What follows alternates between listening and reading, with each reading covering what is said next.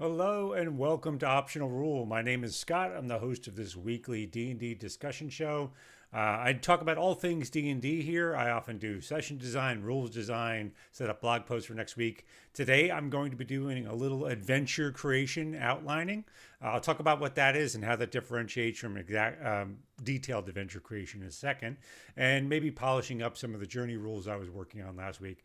Thank you very much for joining me today. I hope you will participate in the discussion. This is just a small show for D&D discussion people who like to noodle over techniques for developing adventures or rules or anything that favors games at play, and that's what this show is all about. So thank you again for joining me. I hope you'll participate on the tavern wall below. Say hi in the chat if you're seeing this later on YouTube. Go ahead and check that out there. I stream live on Twitch and YouTube simultaneously every Saturday at noon Eastern time. So I hope you'll join me in future weeks. And on the odd week that I might miss a show, I posted on Twitter that I'm going to miss it. So it's never a surprise. You can find me on Twitter. I'm most active there at I'm Optional Rule on Twitter. You can also find my blog at Optional Rule over here on online. So I blog regularly. Last week I had no post. I think I had a update on the Discord channel, but I did 2 posts the week previous. So I'll post this week. I might end up posting on ability scores. If you follow me on Twitter, you've probably seen some of that chat. But yeah, so that's me. So let's get into today's show. So the 2 main things I wanted to talk about today are I have just concluded my Rime of the Frost Maiden campaign a week and a half ago or so, and now I'm looking forward to getting to know some new players and running some new games. I'm looking for a mix of people here locally and maybe online, just to try out new players and have a sort of a broader cadre to play with now that everyone's vaccinated. We're looking at starting some face-to-face games again, so we'll be doing some of that. So I want to create, instead of a long campaign, what I'm looking for here is to create a series of episodic adventures. Now, we say one shots, but often one shots are 2 or 3 sessions or something like that. So I like to create a four or so, maybe 5 ideas for one shots that I can flesh out into full adventures later. And I'll walk through that process today. I have some sort of kernels of ideas. I'll walk through like how I turn an idea into an adventure and how that whole thing goes for me over time. So yeah, that's what I'm going to do today. The other thing I might do is talk a little bit about my journey rules to polish those up. As a matter of fact, I might start with those since that'll be pretty quick. So where am I at? Where's the Traveler's Rest and Heal for Journey? So in a nutshell, if you were here last week, and actually I refined some of this and cut it down and made it more simple. A persistent problem that faces DMs in D&D is that 5th edition is very focused on the encounter itself. So everything is about managing the encounter. You reset on a long rest and regain all your hit points, but that creates problems in the other pillars. There's typically 3 pillars. There's the social pillar, there's the exploration pillar, and then there's the combat pillar. Now that's not written in stone, but that's generally what it is. And people frequently talk about how D&D 5th edition is lacking in the exploration pillar, and that's generally because of the long rest. You can reset anything that happens to anyone on an individual day is sort of reset the next day when they camp out or take a nap or whatever, and so that creates a problem over long-term play, which is generally what exploration and journeys are about. So the simple too long didn't read answer for this is you can only, under these rules, you can only take a long rest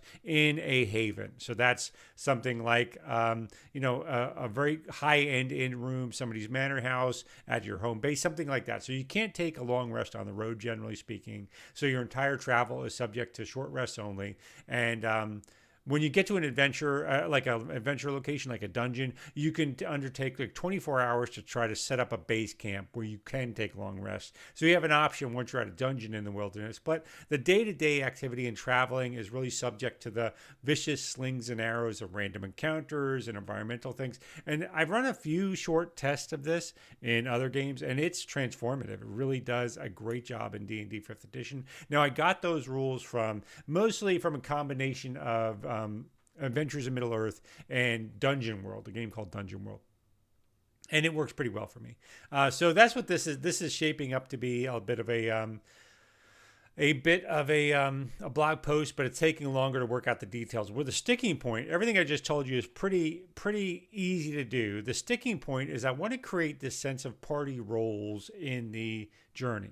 Adventures in Middle Earth have rules around this, but I'm not going to be using that. I'm going to be using more of an inspiration of like a starship from player roles in a starship in like Traveler or some science fiction game where everyone has a role and that affects some outcome of traveling for them. So we have warders who basically protect people. We have scouts. We have stewards, which scouts are, they warders are able to use athletics or perception. Basically, they're guarding against ambush or sudden attack. Scouts are mitigating against discovery, so they might discover something ahead, be able to avoid encounters altogether, and discover things before you're just or give stealth to the party, right? So they're stealth or investigation. Stewards are basically quartermasters. They are let you camp at night, get a little bit. Since you can't take a long rest on the road, they can do things like cook a great meal or give medical care to somebody, and they might be able to recover a hit die that after with 8 hours of sleep rather than do a full rest. And then guides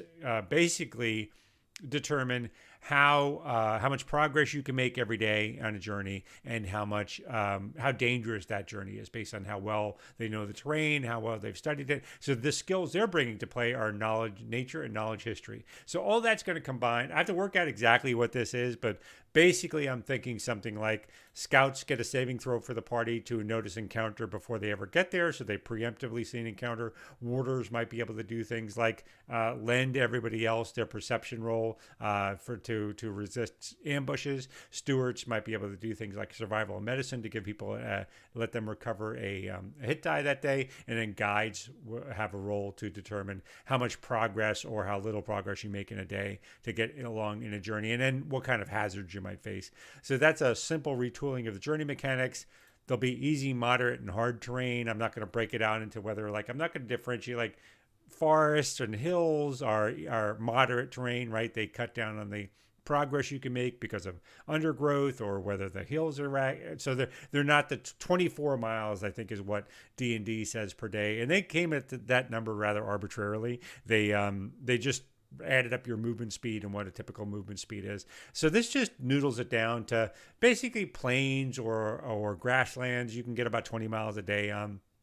And I've been in the Army and pretty extensive field duty, and that's reasonable. People could do more than that. You can do that in D&D where you can push yourself, but without really someone who's in really pretty good shape on flat open terrain can pretty much do 20 miles a day without exhausting themselves. Same thing for dense forest, or hard terrain would be something like mountains, deep swamps, or something like that. And it's really difficult to make progress in those mountains. A little bit on wagons and how that slows you down. So I'm noodling what the exact outlay of that is, but I'll publish that I think this week. If I don't, I'm going to publish the bit I did on Twitter on ability score, random generation of ability scores, and what that is. So anyway, if you have any experiences with journey mechanics that you thought were particularly useful, I will go ahead and add them to the chat. I'd love to hear your thoughts.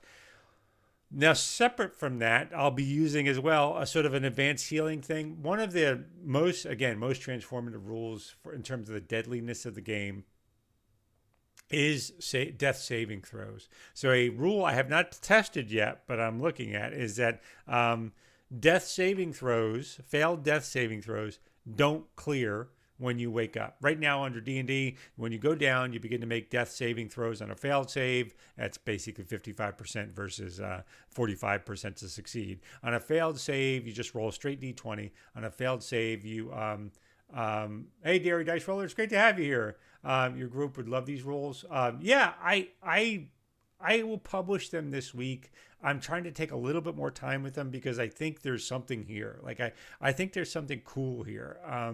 And I'll take a little quick note on that as well in a moment. But I think the idea that it engages people in travel rather than, again, the long rest mechanic makes it so that if you get in a fight on any given day, it really doesn't matter because you're healed the next day. The other bit is there's nothing for anybody to engage with. There's no skill rolls for them to make. There's no planning for them to do. There's no point to telling them what they see or feel or whatever. for the most part, because what does it matter, right? Unless you're discovering treasure or some other opportunity, there's nothing really at play. There's no gameplay involved, right? Nothing to engage players. So this creates a way for players not just to engage them with mechanics. What I like about this, and again, this is really the starship, the kinds of starship rules you see from games like Stars Without Numbers.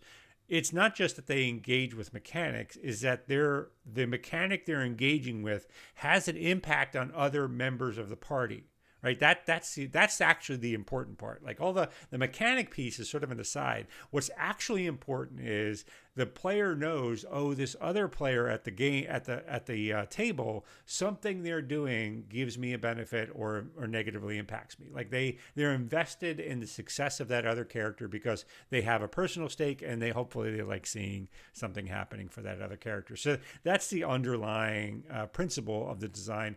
So I'm still noodling exactly what that will be. And actually, since you seem interested in it, I'll hopefully if you're not, let me know. But so the it's hard to arrive on actual mechanics. So what I'm thinking about for warders is that, so in an ambush scenario, everybody rolls surprise, right? And different people are surprised and different people are not. I'm thinking about saying the warder can do something like their perception check can replace a number of characters' perception checks if they want, optionally, up to their proficiency bonus. So if they have +2 bonus, they can take 2 characters in the game and say, okay, you two can take my perception check instead of your own to determine if they're surprised. So it's not quite advantage. It's some middle space between advantage and not. But it's good. So it's like Boromir protecting the hobbits, right? Or something like that.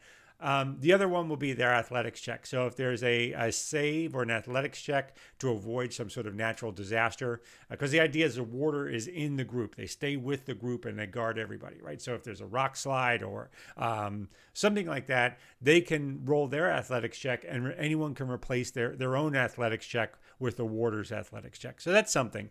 The other is the scout, right? The scout can gets a saving throw before any encounter that the party can gain the initiative. So either they get there's 2 things. They can either what am I mechanic? Stealth or investigation. So the scout's stealth check can replace any number of other characters' stealth check up to their proficiency bonus, right? For stealthing through something.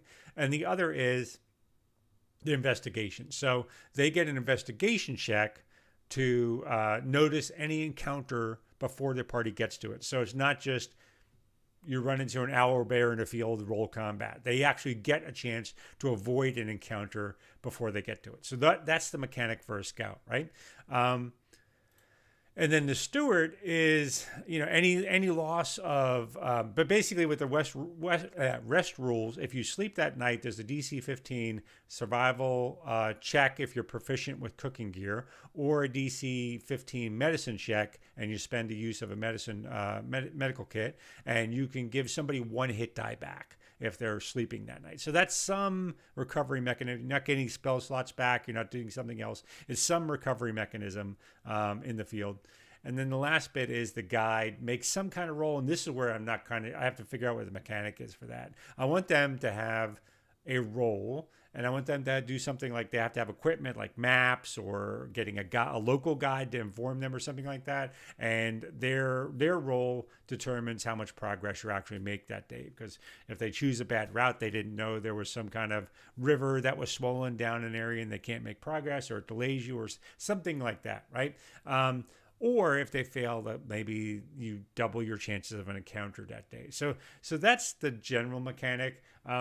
What I don't want to do, the hard part I find about this design is that I don't want to challenge class abilities, right? So I don't want to move it into the encounter. I want to keep all of the benefits and the effect outside of combat, like in the pre-encounter period.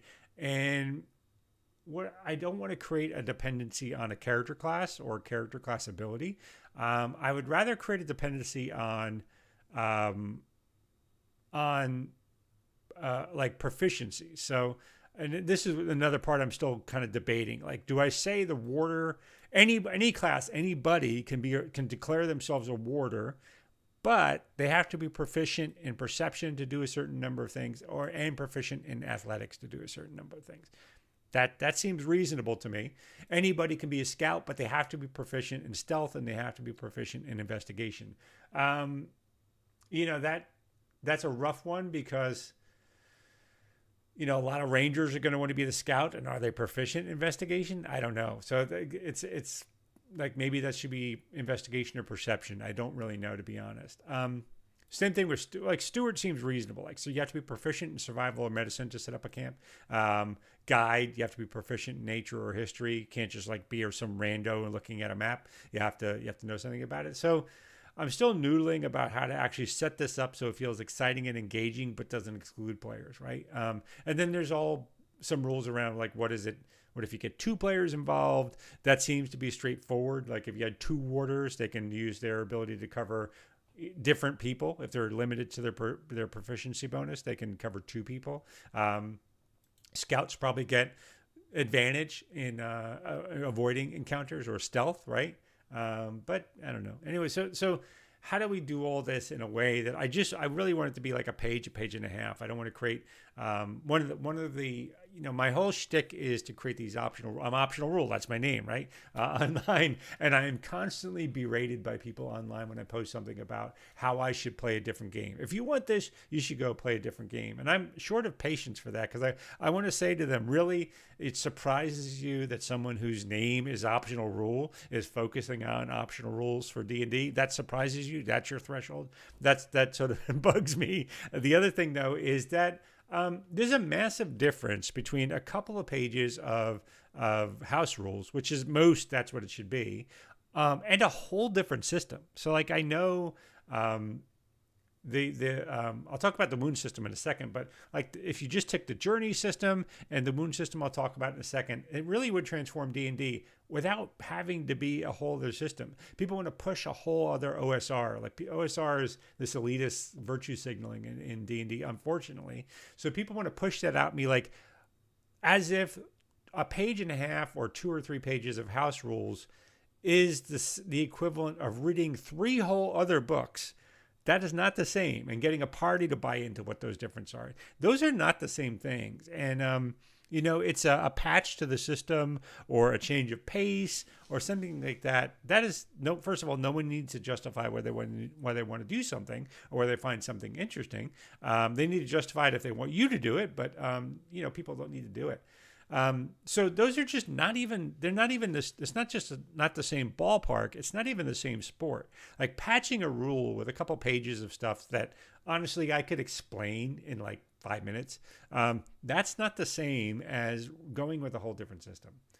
Derry Dice Rollers say I'm nodding vigorously in agreement about how it would enhance the game because of consequences. These are great. One of the issues I have with VTTs, they just march from town to town and I have to bring them back. That would be nice. And I would have to bring them back. I'm not sure what you mean by that. So if you can expand on that, would be great. And now this would be a nice addition. Yeah, thank you.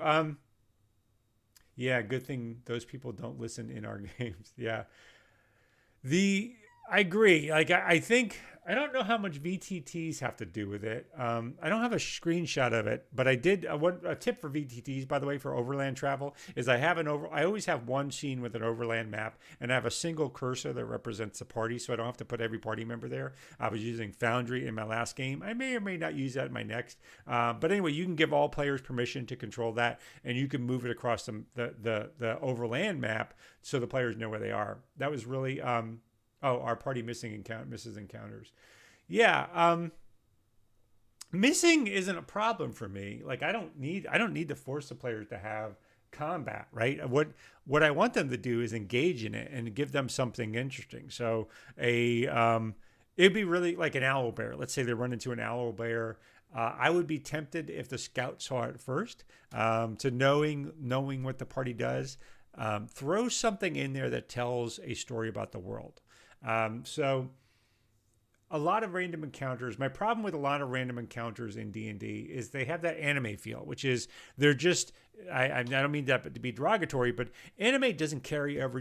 usually carry things over scene to scene. They're just some scene where they show like a montage of somebody walking, and then they just get into the next encounter and things kind of go. And there's an anime feel to modern D&D that way. Like everything is this isolated scene where nothing from the previous scenes sort of adds up. And where's that going? And it's always just you run into each other in a field, you look at each other across the field, and then you roll initiative, or you get ambushed. Maybe that's the big flourish. But I like to throw additional story to tell something. So let's take the Owlbear adventure. It would be great with it. Let's say the scout sees the Owlbear first, and they see that the owlbear is wounded, right? It has 2 arrows in its side, and they can choose to pass it by, right? They can do something like, I love crazy Russian videos, by the way. So like someone always goes and tries to help an animal. So maybe they can go try to take the arrows out. Maybe that's a role-playing thing of theirs. Maybe they choose to ignore it and avoid it. Maybe they choose to say, take a closer look at the arrows, in which case I can give them some kind of additional, like there are elven arrows that they might do some history check to realize that these are about their rite of passage to adulthood for wood elves, let's say, or something like that. And the players can choose to find the wood elves or not find them. Those are more engaging, right? It tells a story about the world. It makes it seem more living. Things have life before the players came to them. They have some implied life after the players leave them. Those are great adventures. So yeah, that's what I like to do. So all of these journeys mechanics are a way to spice all of that up. There, Dice Roller saying, yeah, this is a great way to engage them along the way. And also saying earlier, they just clarifying the statement about traveling and moving place to place, they just drag tokens along the road. Yeah, that's what I'm trying to create a difference of. And maybe that's worth talking about in a second. Like one of the things that Adventures in Middle-earth does that I'm not doing in these rules, and Dungeon World also does this. Writing additional story for Curse of Strahd is what I'm doing right now during the show. That's great. So how do I explain this? So what I'm not doing is, so what Adventures in Middle-earth does and Dungeon World is they basically use the travel montage. You start out on a journey, you make some roll early that sets some conditions during the journey. Then you roll how many random encounters you have, how many events you have, and then you determine what's the status you arrive at. So the whole thing is sort of one thing, and then you just play out the encounters node to node.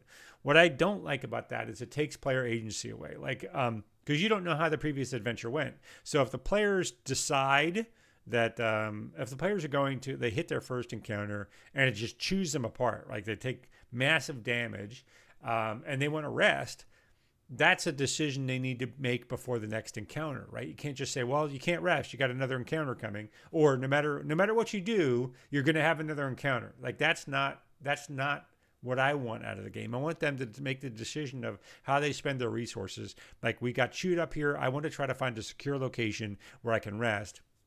And I have some rules in here, so see if I have them. They're called Base Camp. Half of this is here in Notion, the other half is in Visual Studio.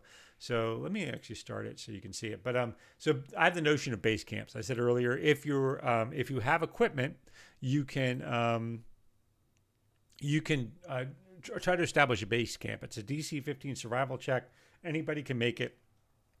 You can make your choice. It's either a group roll, in which case everybody, half of the party or more, needs to succeed at their survival checks, DC 15, or a single person proficient in survival can roll for the entire party, and they can get help. So like you can get advantage if two people are proficient in survival. They both roll to set people up, and that takes a full day. So that's not just setting up tents, right? But it's setting up tents, building little latrine areas, securing the camp, making sure you've got moisture runoff, your access to water, making sure you're insulated, just all the things that would take to set up a camp in the Middle Ages.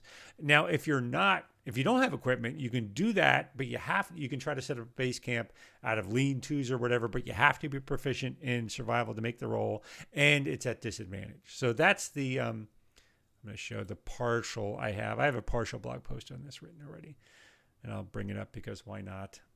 Nope, that's not what I wanted. That's my local Jekyll. I'm using something called Jekyll to do it after. It's a future post. Come on, buddy, stop.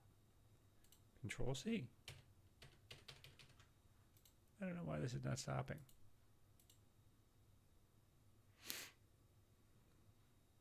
Oh, it's already stopped. That's fine. Go to terminal. Check all. Oh, tech stuff is so fun. Check all serve future. SERVE. I always spell things wrong. All right. All right, perilous journeys in 5e. So yeah, the idea is base camps here, that you can set up these base camps. So what that does is players, like I said, so if they get through their first adventure, they decide they want to set up a base camp. If you successfully set up a base camp, one of the things, this should be something, the DM should ask the group for one major feature of a base camp. So in other words, they get to set something up and give me one major feature that they can invoke during encounters, right? And I give examples. That might be, they might be close to game so they can get food and supplies, protected on 3 sides by a stream or in a hollow or something like that, hidden from sight so they advantage on stealth checks or anything like that. Just anything that adds some interesting flavor. So that gives them some agency on deciding how they want that camp once they get it set up right. And so they can decide, oh, we need a break here, so we actually need to take this day and set up the base camp and move on it. So rather than telling them you're predestined to have 3 encounters no matter what you do, I wanted to get them incrementally to go across the road, change out roles if they want, make some decisions about how they progress along the road, and that's it. That's what I want out of it, right? Now, making it more deadly, I'm going to get over in the rest rules. So healing.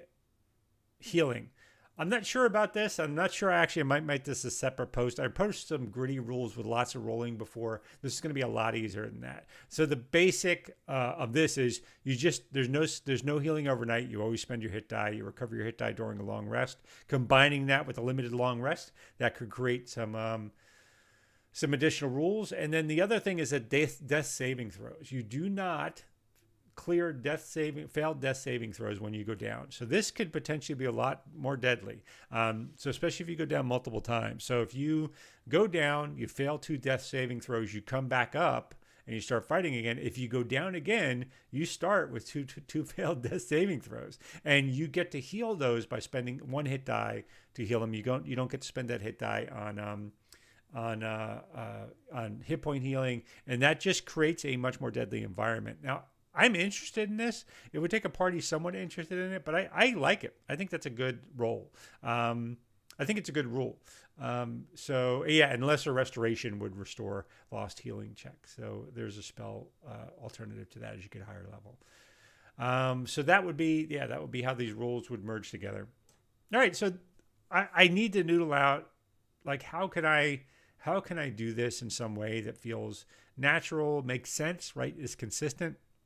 I got dinged pretty hard when I put the gritty healing rules up. There was kind of a couple of jerks online who made comments, but the hard part is they were jerks about it, but they had some good points, right? So the hard part for me as like reading is I don't mind if someone disagrees if they have a good point, but when they make these personal attacks, it's really weird. And then I have to read through it to figure out, like, disentangle, like, all the junk of, like, snarky statements and personal attacks from valid points. It takes a lot of effort on my part, but it's worthwhile because I learn a lot from that. And your critics are your best allies when it comes to refining things. I try to keep that in mind.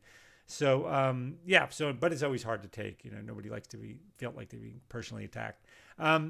So I want to refine these rules, get them a little bit more solid, and get them out the door, and use them in this next set of adventures that I want to create, called, at least I'm Sword Mountain Legends. Sword Mountain Legend. I don't know. I got to come up with a better name. If you have a suggestion, make it. What I want out of this is I'm going to create a start my server here. I'm going to create a series of episodic adventures in and around Phandalin. Not Phandalin itself, but 1 or 2 will be in Phandalin. There's this town of Lilion, I think it's called. Let me put this over here. So in the Sword Mountains, there's a couple of great places. Lilon, I think is the name of it, is down here. There's a bunch of ruined settlements up here. I lean into the Second Sundering when I run the Forgotten Realms, which is that Second Sundering is this in the Forgotten Realms lore, Toriel and Abriel, I think they call it. Basically, the two sundered worlds are starting to slowly come back together. So that's how they explain. It's kind of a lame mechanic, but in the setting, that's how they explain new editions of D&D. Every time there's a new edition, there's some big disruption in the world that changes the rules on magic and changes the rules on a bunch of stuff. So the last one for 5th edition was the Second Sundering, which is more of the reunification of these worlds and the removal of the gods to sort of the higher planes and things like that. But part of this is the world itself changes, like land generates, like you get whole new valleys, or land contracts or expands with new land. So I'm playing it that the mined out sections of the Sword Mountains have kind of refreshed, they've regrown. So the iron veins of the old mines have sort of resurged and come back. And now there's a new gold rush, for lack of a better term, down to the Sword Mountains again. And that's what started Phandalin. That's what started this town called Lilion, was destroyed was destroyed in Forgotten Realms lore. The Forgotten Realms wiki has a bunch of interesting stuff. And so if you read the Forgotten Realms wiki, I'm not actually a big scholar of Forgotten Realms history. I poke through the wiki and I find things that are interesting. So there's a couple of things that I think really could be interesting for adventure seeds in here, and that's what I'm looking to do. I'm looking to create 3 or 4 episodic adventures around just some ideas I have. So excuse me.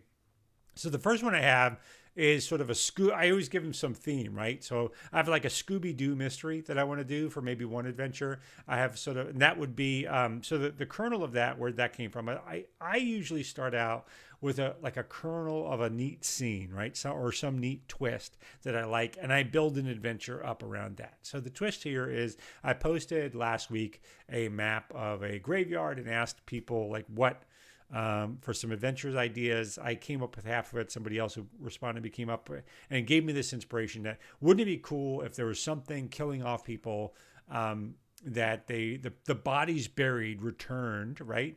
And they were grabbing the living, and this is horrific, by the way, and throwing them in the grave and covering the grave up so they could continue on as sort of their half-life, half living creatures. That says occurs here. So the adventure would be the players would come to investigate disappearing people in and around, I guess, Phandalin. Maybe it'll be Lilion. I don't know. But in a town. So they go there. They begin to... So let me start writing some of this. So what's the backstory? Backstory. Again, I'm just outlining here. Backstory is... I gave you the scene, but that's not really a backstory. And actually, I should land on what I want the backstory to be. I like the idea of a Scooby mystery starting out as a supernatural mystery and then turning into like Old Man Johnson. I would have got away with it if it wasn't you kids. And if you're not in the United States, Scooby-Doo is a cartoon, kids cartoon from the 70s and 80s, sort of a mystery that was always the formula was the same. It always started out looking like a ghost story, but it ended up being a mundane story of somebody trying to trick people or being greedy. So that's what I want. So the backstory is that what will I do? I like the idea of So my original thought was the people dying would be miners digging out this special kind of iron called soul iron, which is sort of invested with necromantic energy, and you can make magic weapons out of it, do additional necromancy damage or necrotic damage, and that's where I started with. And that miners mining this out were starting to be drained and die from it. When they die, they're buried in some miner's graveyard, and people don't know it, but they rise. Something makes them rise within 1 to 3 days, and they kidnap somebody from the town alive. So like to hold on to their unlife, and then they put that person in the grave, bury him alive, and then go about doing their undead things. So I like that. That's as far as I got with that. So I want to build some backstory around here. So I like the idea of that being a curse. And it's a curse because maybe some greedy lord is out there mining in some way that doesn't respect the mountains, right? And that is causing the iron, which is now necrotic because of it, to sort of kill people and drain them. So it's this curse being brought about by greedy people. So strip mining or something like that. Yeah, let's say so. A rich lord is strip mining in the Sword Mountains. Probably can't see this. I'll increase the font and I'll get rid of this thing. Strip mining is strip mining iron in the Sword Mountains near the tombs of ancient dwarves. Is kind of the go-to, right? If I can't think of anything else, I'll say dwarves, but gnomes, dwarves, drow. Who would be in mountains? Who would have like who would be good there? Dwarves. I guess I'll just say dwarves now. Tombs near tombs, dwarven kings.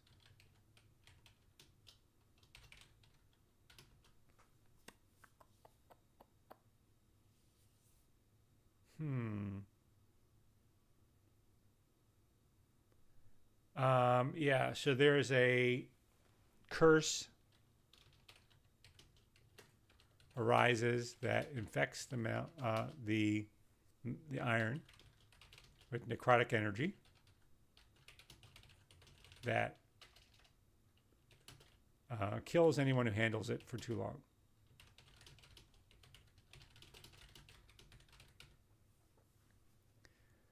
What I want is to start out as an undead adventure, right? That they realize the power is emanating from some location.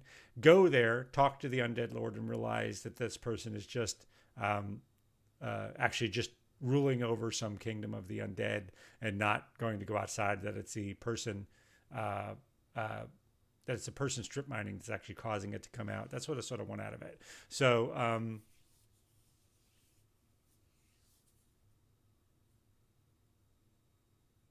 So curse arises that infects the iron with necrotic energy.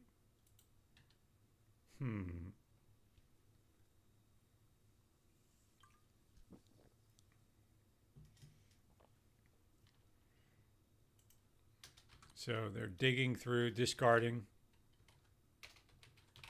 the cultural artifacts they're finding.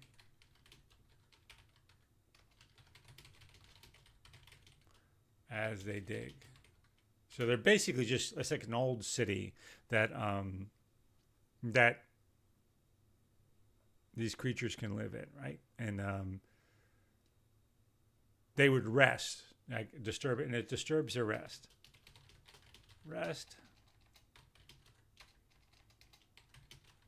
But the violation of their home has caused vengeful spirits to come back.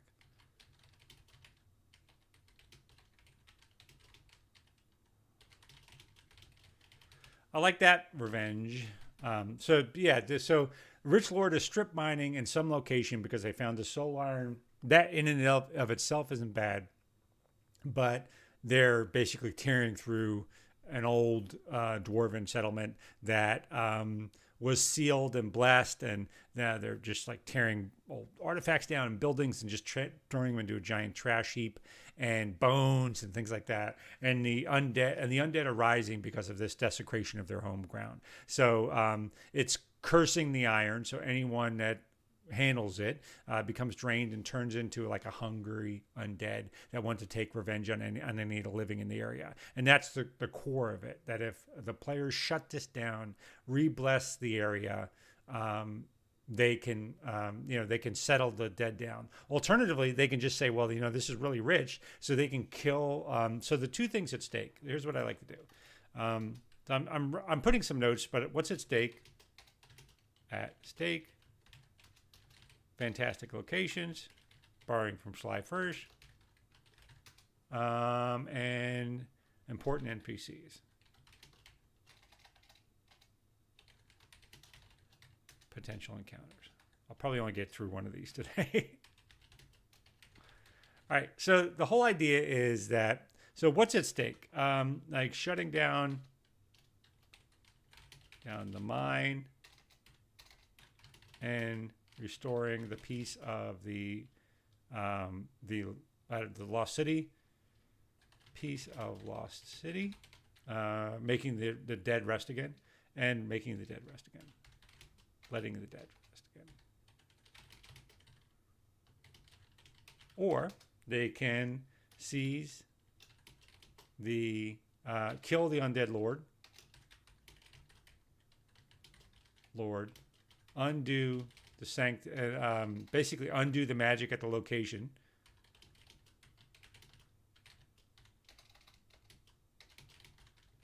and let the Lord and get rich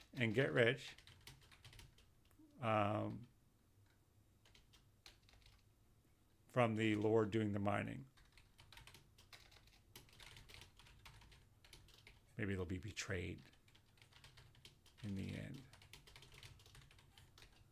So yeah, so they basically get two pathways. I mean, they can determine if there's more or some deal making. But when I create an adventure, I don't like to set down in stone the players must do this and they must be good and whatever. But the basics are at stake. Is they can choose to go in there, they can choose to ignore it and walk away. First of all, but so the progress would be they'd hear about these disappearing villagers in Phandalin. They'd go down there. I'd have to figure out some way to connect the clue between the disappearing people and the fact that they're burying someone disappears within a few days, that they bury a miner that they find dead out in the wilderness, and that once they make that connection, they can go to the graveyard, realize what's going on, kill the undead that are hanging around the graveyard, get some pointer over to the lost dwarven settlement that these artifacts came from. Maybe all of them have artifacts, right? The people that die are people that take artifacts. Original miners that die all have taken some kind of artifact from the dwarven city. And so that leads them out there. They can discover the strip mining operation. The Lord will want to not be discovered, right? So doesn't want, for lots of reasons. One, that's the dwarves will get angry at them for desecrating this land. They will, other lords will know where they're at, and maybe they'll ruin their monopoly on it. And so they'll want to keep the player characters silent. The player characters might be able to cut a deal with the Lord that runs the mine, that to say, hey, I want to keep doing this, but I've got problems from an undead Lord down in this, down further in the city. If you kill him, it'll let me be free to continue strip mining this place. The players can choose to bypass that and investigate, go talk to the undead Lord and find out, this is a desecration of our city. You can mine here, but you can't destroy our memory. And they can choose basically between backing the Lord or backing the undead guy and putting the dead back to rest. That's a core of the adventure, right? And that's probably a 5 adventure thing, right? So what are the potential encounters, right? Potential encounters are discovery at the graveyard. The encounter would be, this is besides role-playing encounters, right? Sort of like foreshadowing, right? Let them travel, use the journey rules. So let them discover a dead caravan, right? Discover a sick and dying caravan carting the soul iron that is cursed soul iron. So the flow would be, they get the adventure. They find out people are disappearing down in Phandalin. They head on the road to Phandalin. They get there. They encounter on the road some wagons pulled off to the side. They find there's just sick miners, like one left alive, right? Everybody else has sort of died. And he tells them something about, I can feel it pulling me back, or give them some sort of hint. and that person dies, and they get in they can choose what they want to do. They can investigate. They can find they have a wagon full of unsmelted iron ore, and that if they do any investigation, they'll find out it's infused with necrotic energy. It seems to be cursed. It has an evil cast to it. If they do something that night, wait around, they'll see that these people have come back, and they'll fight some undead, and then they'll get down to the town, and they'll say, well, we've had some town people disappearing.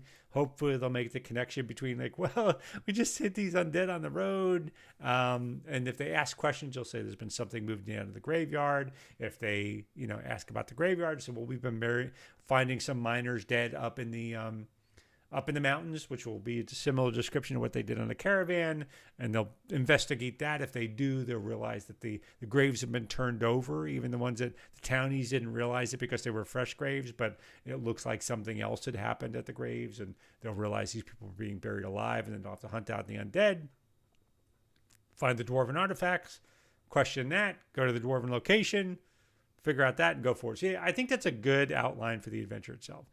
Discovery of the graveyard. So discover sick and dying caravan on the road. So there's the encounter with the cursed caravan on the road. There's the encounter at the graveyard.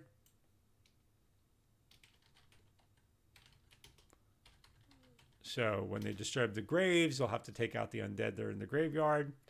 We'll make them different undead from the one they faced on. They'll be like zombies, and then we'll do something else like a white, maybe it'll be a third level adventure.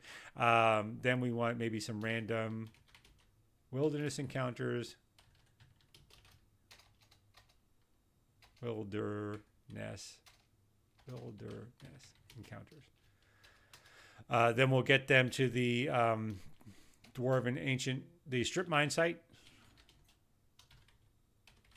And that's either they end up fighting the guards at the site or fighting the undead lords under the city. And that's it. That's basically the adventure, right? That's the outline of the adventure. So I'll have to actually turn this into something a little bit more, but important NPCs. So I like Fandolin because I've been using that. That would be pretty cool. The important NPCs would be like the Priestess of Timora. I don't really quite remember her. So she's basically, I love running Fandolin like Deadwood, if you've ever watched that HBO series. I think people miss it. And I agree it can't be written like this because it needs to be written from everyone from like a 10-year-old up to a 50-year-old. But Fandolin is a mining town, right? So you'd have a lot of miners looking for gems, looking for metal. The shrine of Timora is the goddess of luck. So as you can imagine, people are probably praying all the time for luck and hoping to find gems and being disappointed when they don't. It's sort of like a lottery or scratch ticket, like sadness to the whole thing. People hoping for luck, but luck is unreasonable. Everybody can't be lucky, right? So there's this sort of constant cycle of people upset at the priestess for not getting luck and then coming in desperate to try to get some more luck. And so that creates this weird churn of people at the temple. The other would be the Miners Guild. I forget what it's called. Miners Exchange. Who is the, maybe she's in league.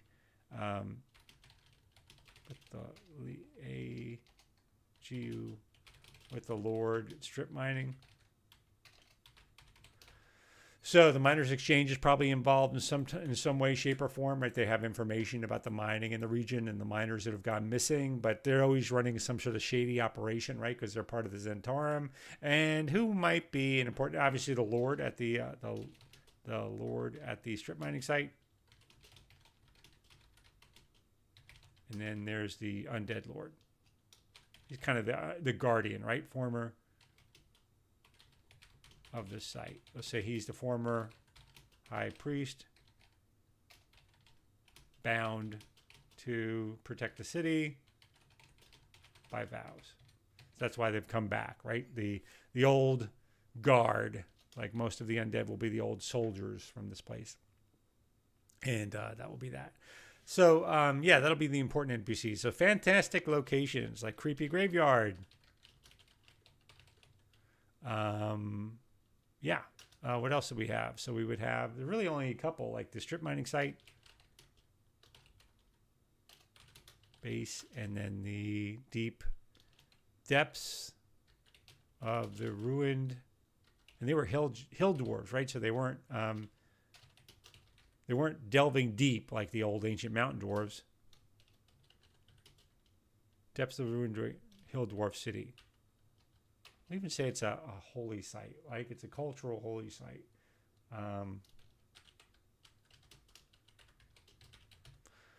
I don't know who to, but I will figure that out a little bit later. So we'll see. Those are the end, the basics of it. Yeah. And so just to outline what these other ones are.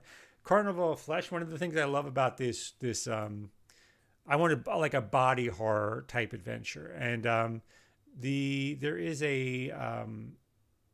many ruins throughout the Sword Mountains. If you look in Leland, they'll give you a bunch of additional settlements around there. I like the thought of like aberrations in a swamp. Maybe that's what this will be, like aberrations in a swamp. Snakes on a plane, aberrations in a swamp. It's like body art in a swamp. So this will be like swamp bullywugs and things like that. Who are the Shogun? Oh, Suhagen. I don't know how to pronounce it, but I don't know how to spell it. Let me see. Suhagen. D&D Suhagen. I know I'm not pronouncing that right, but let Google spell it for me. So yeah, Suhagen they are able to create gods of their mind. So there'll be some sort of twisted god out there that's that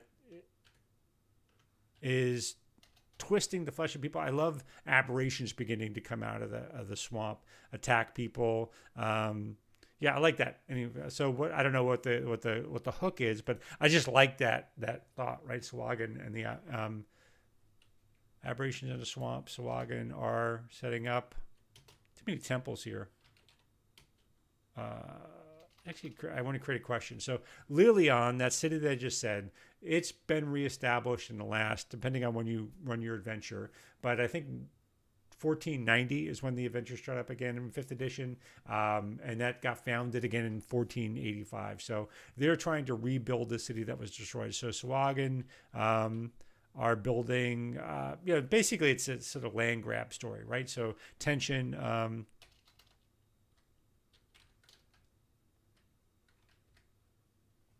between and local city council.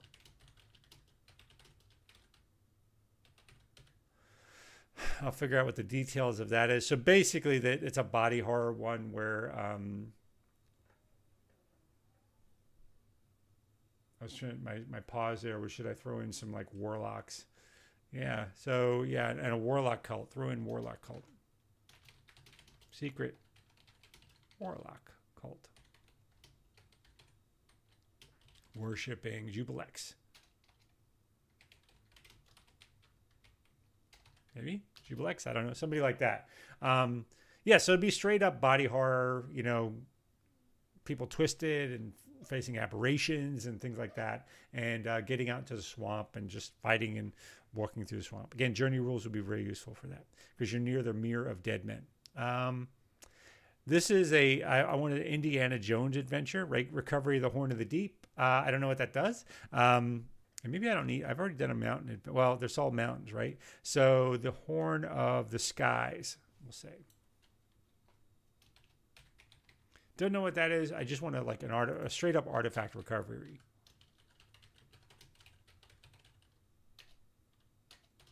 From somewhere. I don't know.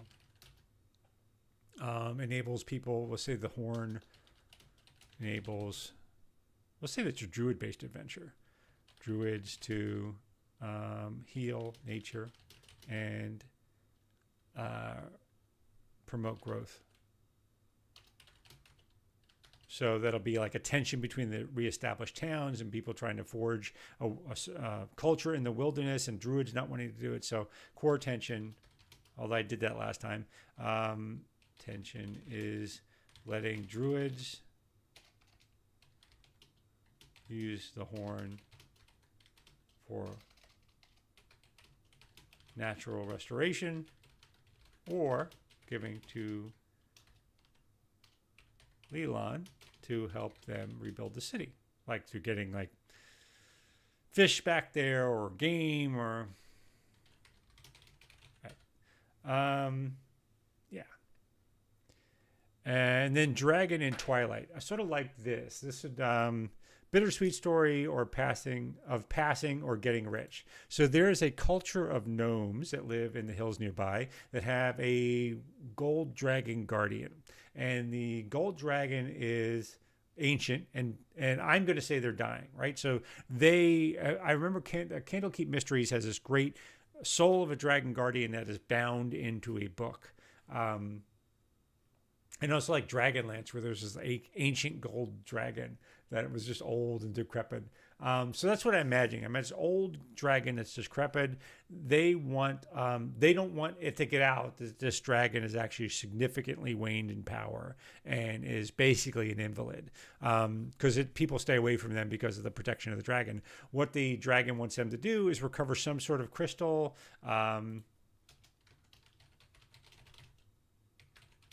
Crystal. Oh, I didn't even know what I think that'll be. They want to recover some sort of crystal to bind the dragon's spirit into it so it can continue to sort of advise, look over, and protect the town.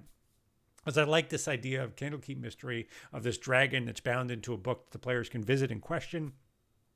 In my version of it, you can actually turn the book back as you go back, like to early part of the book. You get a younger version of the dragon. I sort of like. I won't do that here, but I just like the idea of that bound soul, right? So the MacGuffin is recover some sort of crystal to bind the soul of the dragon to the town, and let it continue to guard.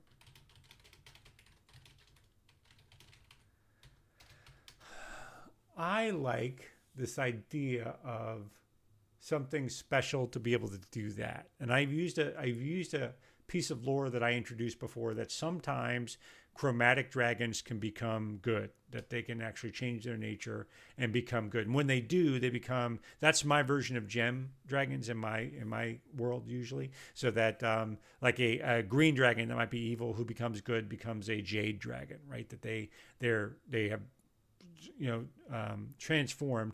And all dragons that pass, I always say, again, this is my own invention, I always say they have like a pearl that forms at the base of their brainstem, that contains all of their power, and you can recover it and it's valuable. You can do all kinds of things with.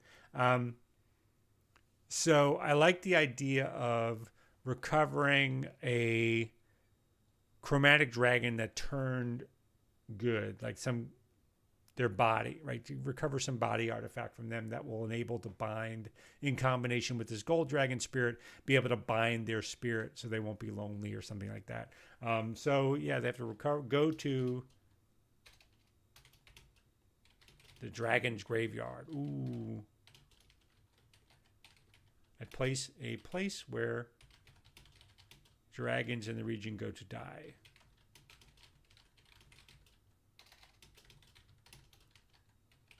They need to recover Dragon Pearl to seal the gold dragon spirit to this world.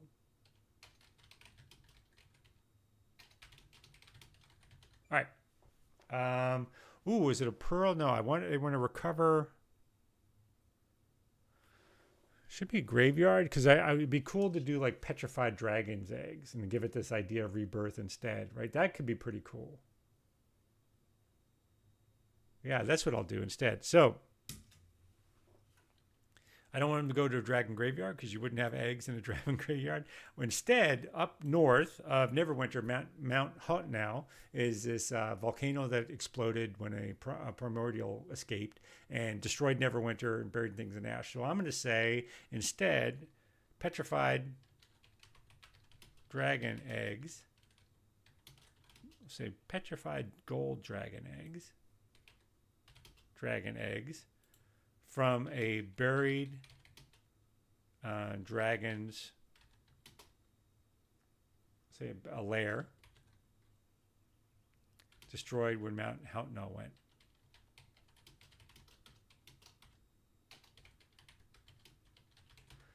Yeah, so that's it. So the basics there are they want to get a mission from the from the gnomes, like in the node, to keep it secret that the dragon's dying. They want to bind the spirit to the city.